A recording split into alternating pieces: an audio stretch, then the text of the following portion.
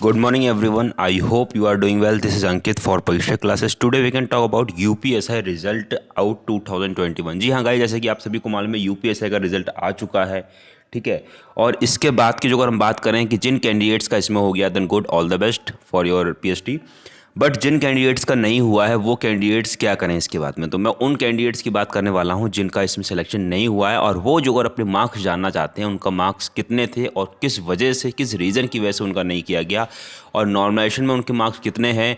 और कुछ कैंडिडेट्स ऐसे होंगे जिनके काफ़ी ज़्यादा नंबर्स थे, ठीक है, उसके काफ़ी ज़्यादा क्वेश्चंस ठीक थे, उसके बावजूद भी उनका नहीं हुआ। तो क्यों नहीं हुआ, इन सारी चीज़ों को जानने के लिए गाइस कुछ चीज़ें हैं, कुछ प्रोसेस है जिसे हमें करना पड़ेगा। और वो प्रोसेस क्या है, आज मैं वही प्रोसेस आपको बताने वाला हूँ यहाँ पे। तो गाइस यहाँ पे सबसे पहले मैं बात करने वाला हूँ कि जिसका नहीं हुआ वह क्या करे। इसी के साथ साथ अपने मार्क्स को कैसे पता करें कि आपके कितने मार्क्स थे और आप किस रीज़न से कितने मार्क्स से आप फेल हो गए, ठीक है।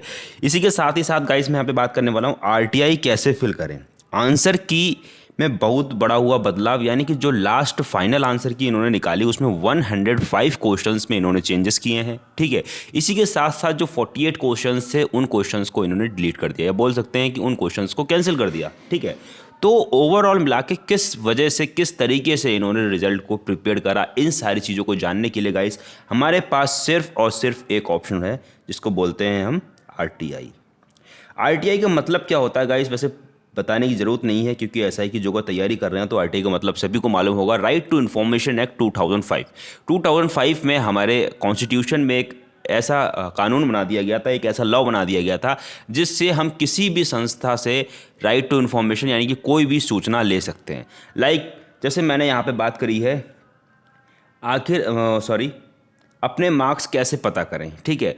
तो हम RTI फिल करेंगे। अब RTI कैसे क्या फिल होती है, कैसे क्या नहीं, RTI ऑनलाइन भी फिल होती है, ऑफलाइन भी फिल होती है गाइस। तो लास्ट वीडियो यानी कि कल की मैंने एक वीडियो अपलोड करी थी जिसमें मैंने ऑनलाइन RTI फिल करी थी, बट गाइस वो ऑनलाइन RTI फिल नहीं हो पाई, और उसी के साथ साथ यूट्यूब ने उस पर रेस्ट्रिक्शंस लगा दी, ठीक है।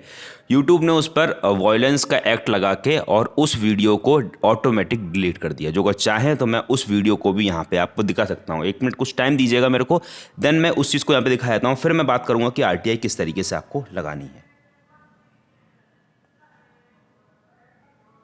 तो गाइज़ यहाँ पे आप लोग दे सकते हैं, ये मैंने कल फॉर्म फिल करने का पूरा प्रोसेस बताया था। अब ये किस वजह से इन्होंने इस चीज़ पे रेस्ट्रिक्शंस लगा दी, किस वजह से, आई डोंट नो। इन्होंने जो मेरे को रीज़न दिया है, ठीक है, यहाँ पे देख सकते हैं, विजिबिलिटी रिमूव कर दिया है, ठीक है, मोनेटाइजेशन रिमूव कर दिया, ठीक है। और ये सारी चीज़ें इन्होंने यहाँ पे की है। यहाँ पे बाकायदा ईजिली आप देख सकते हैं कि हाउ टू फिल RTI, इस तरीके से आप RTI फिल कर सकते हैं। तो वो चीज़ यहाँ से इन्होंने हटा दी। इनका कहना है कि ये चीज़ जो है वो वॉयलेंस है, इस वजह से इस चीज़ को हमने यहाँ से हटा दिया।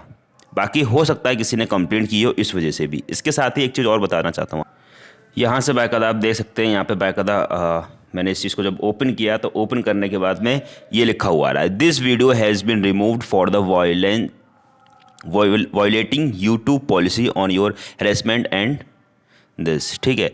तो यहाँ से इन्होंने RTI हटा दी। अब मैं यहाँ पे गाइस बात करने वाला हूँ कि आप RTI किस तरीके से फिल करेंगे।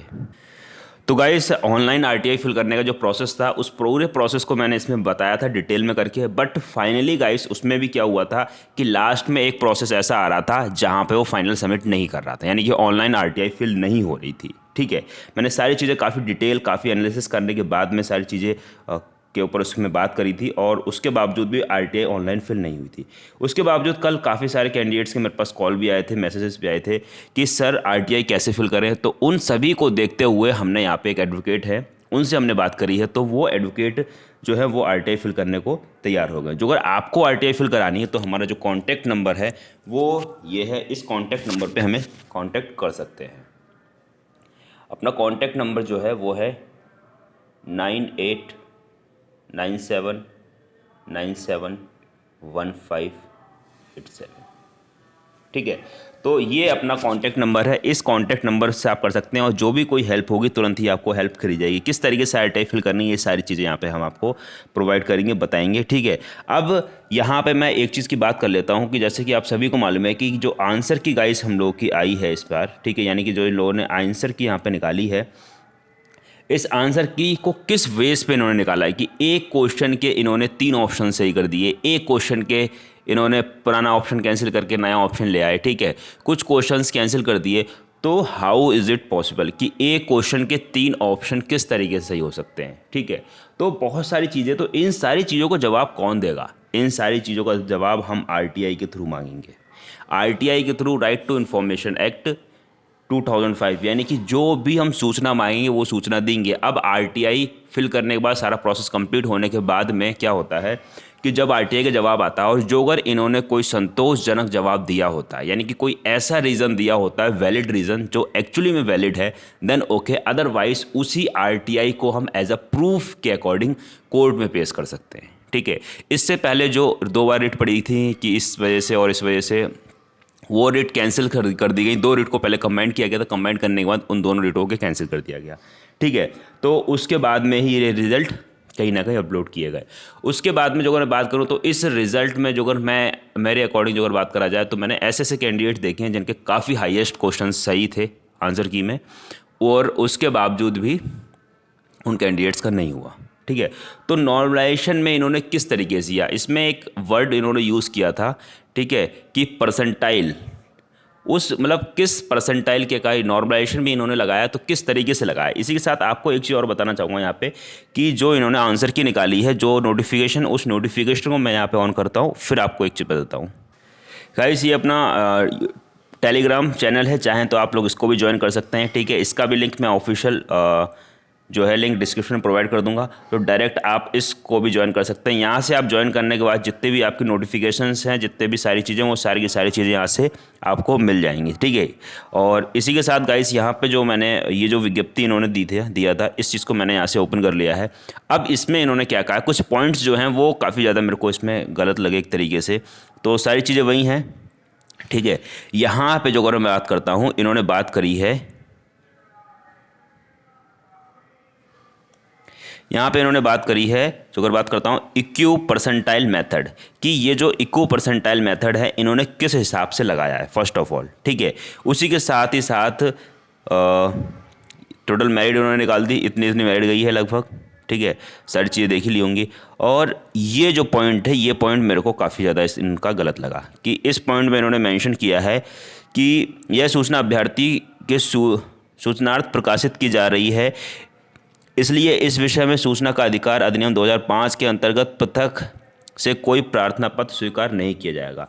मतलब इन्होंने यहाँ पे देखा कि ये पॉइंट भी दे दिया कि सूचना का अधिकार अधिनियम 2005 के अंतर्गत पृथक से कोई प्रार्थना पत्र स्वीकार नहीं किया जाएगा, ठीक है। तो ये एक तरीके से आरटीआई को ही बोल रहे हैं कि हम आरटीआई स्वीकार नहीं करेंगे, ठीक है। पर ये तो चीज़ गलत है। फिर भी हमने काफ़ी कैंडिडेट्स की आरटीआई फिल करवाई है। इसमें भी कई प्रोसेस होते हैं, ठीक है।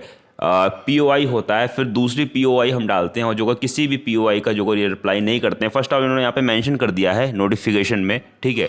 उसके बावजूद भी हम आरटीआई फिल करवाएंगे, और लोगों ने फिल भी करी है। फिल करने से ये होगा कि रिप्लाई तो इन्हें देना पड़ेगा, क्योंकि ये हमारा अधिकार है, जो हमारा अधिकार है उस अधिकार को ये हमसे नहीं छीन सकते, ठीक है। इसी के साथ ही साथ इन्होंने जो पॉइंट मेंशन किया है कि जिन कैंडिडेट्स का नहीं हुआ, तो उन्हें एक्चुअली में कोई एक वैलिड रीज़न देना चाहिए आपको, कि उनके इतने मार्क्स हैं, आपने ये भी नहीं बताया। बस जिनका हो गया उनका रोल नंबर दे दिए, रजिस्ट्रेशन नंबर दे दिया, जिनका हो गया। जिनका नहीं हुआ उनके लिए तो कुछ तो बताओ आपने कि किस बेस पे आपने किया और किस बेस पे सिलेक्शन किया है। तो इन सारी चीज़ों को जानने के लिए हमारे संविधान में इतने लॉ हैं जिसका जवाब नहीं, ठीक है। बट अभी तो हमारे अकॉर्डिंग फर्स्ट ऑफ ऑल जो चीज़ है वो यही है कि आरटीआई, राइट टू इन्फॉर्मेशन, ठीक है, यहाँ आप बोल सकते हैं सूचना का अधिकार, जो यहाँ पे दिया है, कहा गया है कि ये स्वीकार नहीं किया जाएगा, ठीक है, 7th पॉइंट। उसके बावजूद भी आरटीआई फिल करी है।